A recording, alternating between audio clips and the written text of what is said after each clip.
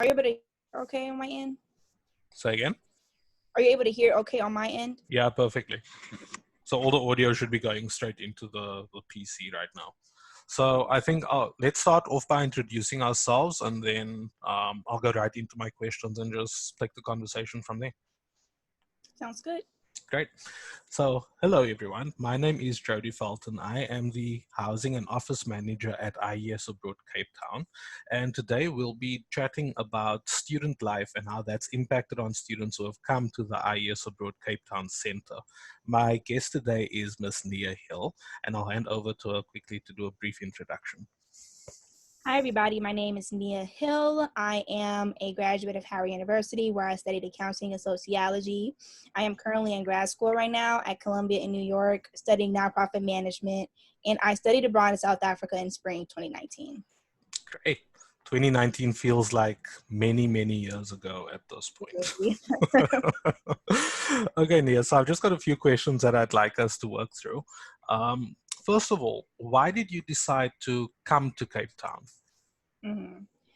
So I knew coming into college that I wanted to study abroad. I knew I wanted to go to Africa. I know that's really general, but I'm like, I want to go to Africa to study abroad. And I went on, a mission trips to Kenya my freshman year of college. So going there, I'm like, okay, so I definitely have to go to Africa now. I don't know where, but I'm going to go to Africa. And so I was going to go to Ghana because my family is from Ghana. Okay. And I've always wanted to go to Ghana. But after doing some research, and also after going to Howard, I was in the School of Business, so there was a limit to where I can go in regard to the school. And so there was a list of schools I can go to, and the only one that was in Africa was University of Cape Town because of their business program. Yeah. And so that's why I selected Cape Town. I didn't even, I know one of the questions may be your reality versus your perception of Cape Town. And that's the next question. Yeah. And so I didn't do any research on it because I'm like, I'm just going to ask. I don't care where it's at. Yeah. So that's how I chose Cape Town. I think that's the fact that you also didn't do much research is quite interesting, because a lot of people have, and we covered this during orientation with you guys, people have this expectation of Africa, and it's like Africa's a country and everything's the same throughout. And you've experienced multiple parts of Africa now. So I think going into it with as little expectation as possible and kind of just experiencing it is a good way to orientate yourself to Africa. So you've mentioned that you didn't really have any expectations. I'll just move on to the next question, which is, what do you think was your biggest adjustment once you came to Cape Town, once you settled in? My biggest adjustment, honestly, was being so far away from home. So I'm from Chicago, and I went to school in DC. So that's kind of the furthest away from home that I've been. Even then, I can get on a flight and go home. Yeah. But being thousands of miles away, I had to kind of get used to that. There was no going home until May, because that's when I left. And I just had to adjust to the fact that I was not going to see my family or friends again in person until, 5 months from now. So that was my biggest adjustment. Honestly, everything else, I brought a lot of stuff with me. So when it came to shopping for certain items, I didn't really have to worry about that until March or April because I had enough. But even then, a lot of what I brought, I didn't need. So when it came to shopping, I was good. I also had to adjust to food because food in South Africa is fresh. There's no chemicals in them, and so even having to use them, drink milk right away. I couldn't leave it in the refrigerator for weeks at a time, or using my meat right away because it will spoil. And so just making sure that I shopped for food strategically and not stuffing my fridge, because I am somebody, I don't eat like that. And so I definitely had to shop in moderation and in portions. But other than that, for me, adjusting to South Africa was very easy. I already came with an open mind, I didn't really come with expectations like you said, and I was just able to experience South Africa or Cape Town for itself. Yeah. I found it interesting you spoke about, being away from family and not actually having the option of going back on a very quick flight. Because as we know, you fly for over 20 hours from the States to South Africa. So what type of coping mechanisms did you put in place to deal with that? Did you do regular calls with them? Were there any issues with the time difference with making those calls? How did you cope?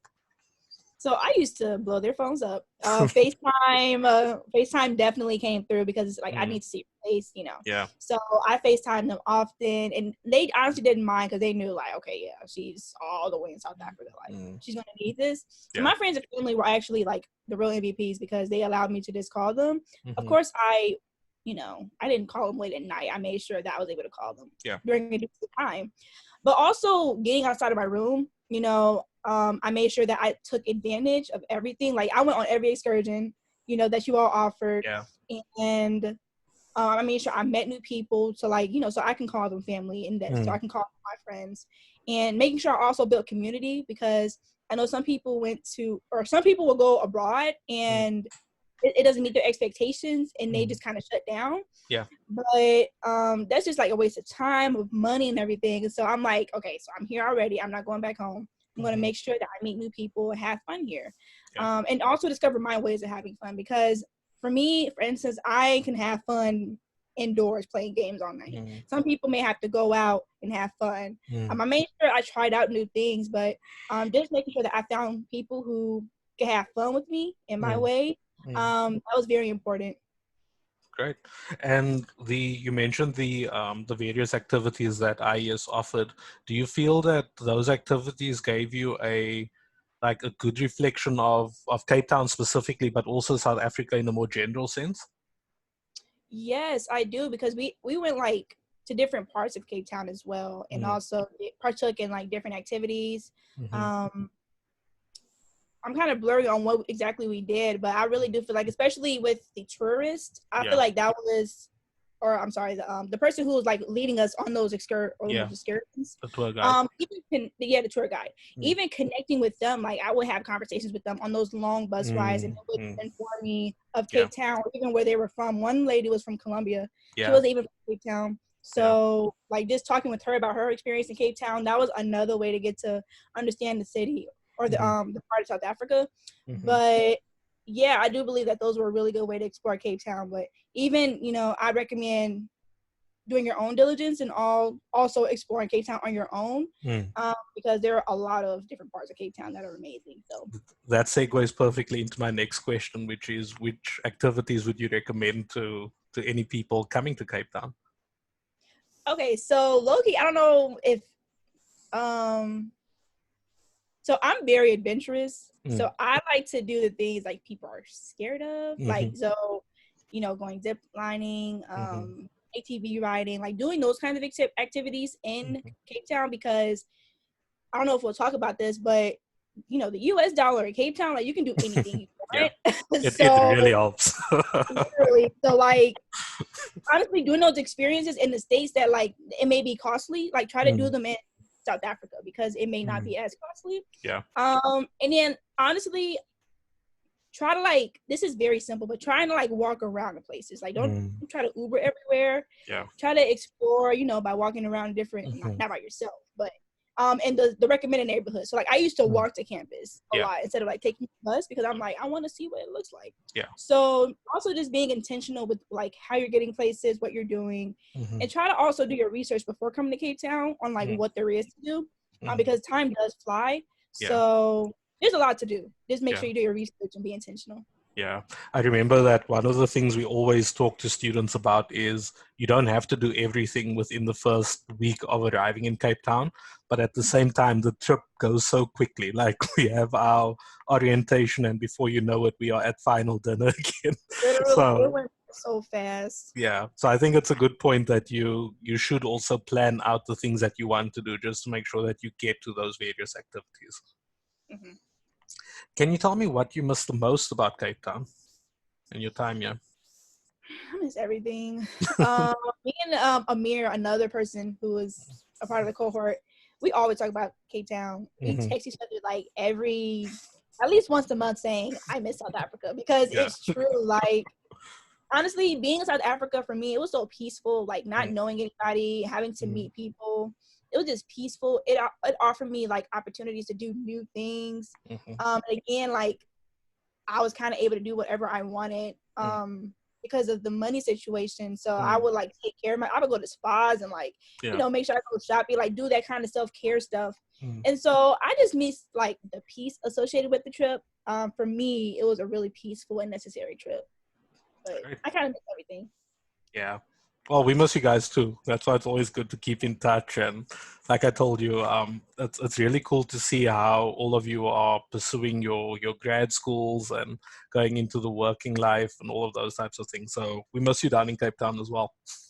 Yes, I miss walking into the center. Oh my goodness. See, I'm getting nostalgic now. Tell me, how do you think your time in Cape Town has shaped you and perhaps also shaped you in terms of the types of challenges you want to take on in your future? So I believe going to Cape Town in general, like making that decision stretched me. And it kind of revealed to me that I'm really able to do whatever I want to do. Because people I don't know if people understand like how risky it is to go abroad by yourself for half a year. Yeah. Like you're not by yourself, but like you don't know you may not know anybody going there. So just making that decision alone, it revealed to me, okay, so I really can do whatever I want to do as long as I put my mind to it. And then also I have an open mind now, you know, going into Cape Town, I had an open mind, but just going there and being there and like meeting new people and being introduced to different cultures, it made me realize I should always keep an open mind. So like I'm not somebody who's really narrow-minded, but now I'm like very intentional on making sure that I understand people's perspectives and their viewpoints and understanding that they come from a different walk of life. So having that kind of open mind, it kind of made it, my trip to Cape Town made it permanent. And then, yeah, I'm just also very much so inclusive. You know, I've always kind of been inclusive, but I'm going to Cape Town again and just meeting so many different people. I think that meeting that many new people really did have an impact on me, and it made me a lot more inclusive, despite, you know, where you may come from. Yeah. So I think those are the main ways. And do you think that relates to both students on the program as well as the people in Cape Town and South Africa? Students in the program, but mainly like people from South Africa, because I was able to relate more to the students in the program. And, you know, I had to be open-minded with them as well, but I had to be even more open-minded with those I didn't really know. Yeah. Well, I think that's very rewarding for me to hear, because one of the things that we are intentional about is trying to grow global citizens. You know, it's a concept that's often spoken about, and I don't think it's something that people fully understand. They just kind of throw the term around. But I think I spoke to you guys about this at the final dinner. I view all of you going abroad and getting these worldly views and getting these different perspectives as the perfect archetype for global citizenship, because you guys are getting those perspectives, and like you said, you are now being intentional about being open-minded and being inclusive. And the more people we have like that in the world, the better it'll be. Yeah. And it also, I think me studying abroad, it made me realize that being abroad is actually really cool. And so I'm like considering different programs where, you know, not now, but like a few years, you know, after I'm done working, I may go back abroad and volunteer. Because I really do like being in those different types of spaces and meeting those kind of new people. So yeah. Excellent. So our last question for today, and it's something that you have mentioned already, but can you maybe just give us a final advice to future students coming on the program? So first, I want to give some advice around like scholarships. I recommend you all apply for scholarships studying abroad, and you know, do your research, because I didn't have to pay for anything, you know, coming in out of pocket. I applied for scholarships. So if you know you want to study abroad, start researching scholarships now. And then secondly, I would really take some time to think about whether or not you do want to study abroad. Try to imagine yourself abroad, you know, speak to different people, because studying abroad may not be for you, to be honest. Like, you may get there and then be really homesick and then go back home. Yeah. So, like, definitely think about it before you even apply, because it's a huge step. And, yeah. And then also, lastly, again, open mind. Like, make sure when you get there, have an open mind. Don't stay in your room all day. You know, go out and try to meet new people. Go out and try to do new things.